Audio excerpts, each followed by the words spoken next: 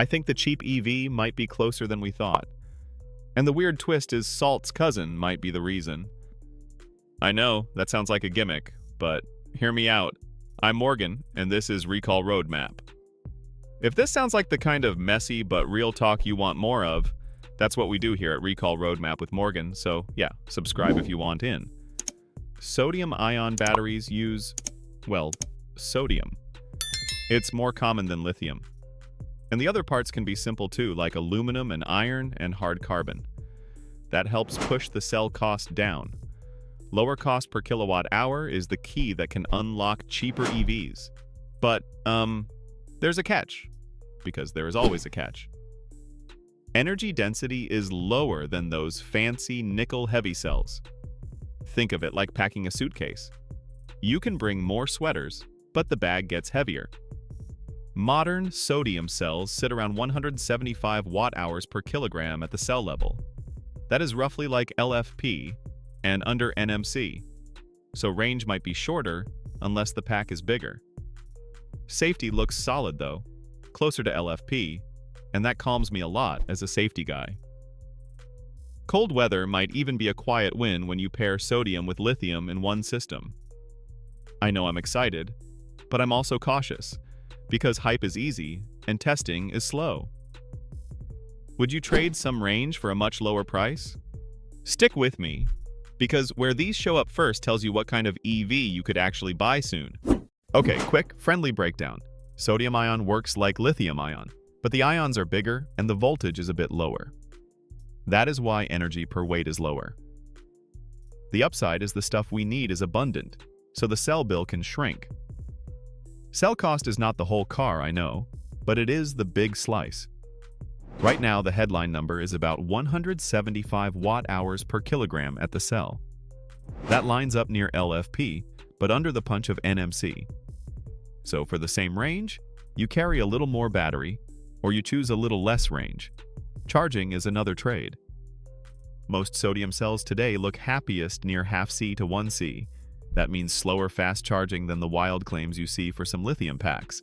On life and loss, vendors say thousands of cycles and very high efficiency, above 90%, even mid-90. I like that, but I want more third-party tests before I bet your money on it.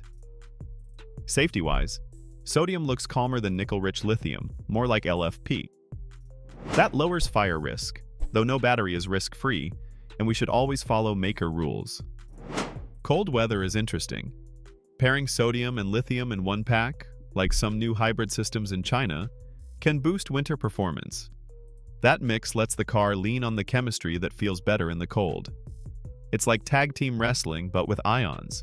Does that trade, a bit less speed for lower cost and solid safety, sound right for daily driving?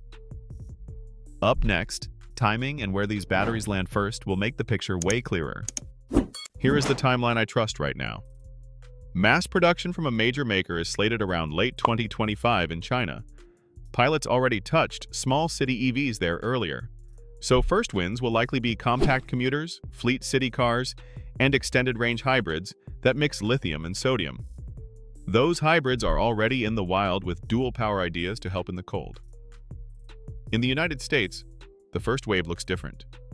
A big sodium plant was announced for North Carolina with around 24 gigawatts of capacity and over $1.4 billion planned. That is mainly for stationary storage and data centers, not your next hatchback. And the global picture matters. China leads cell supply and pack know-how today, and that can shape prices and who gets what first.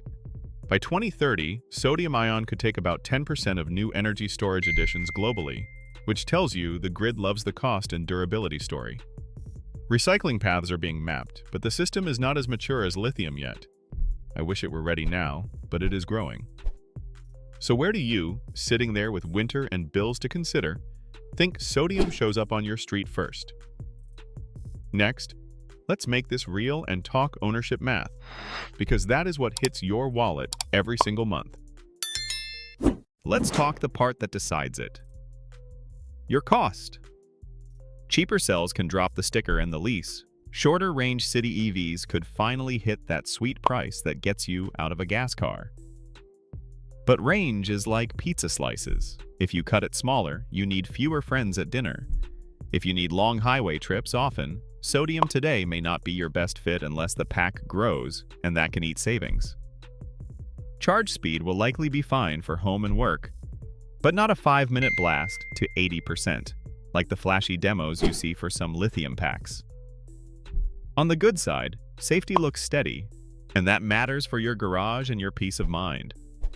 Cold weather with mixed packs is promising, and I like that for folks up north.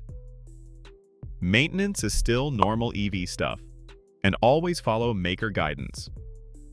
I'm excited, but I'm also careful, because claims are easy, and proof takes winters and miles. If this helped, subscribe for the next recall and battery deep dive, because we do this every week, and I want you ahead of the curve. Thanks for watching, truly. Would you buy a shorter range EV if the price dropped enough to fit your life? Catch the next episode where we compare real pack layouts and what they do to your trunk space. And if you're voting yes or no, tell me why in the comments so we can test it next time.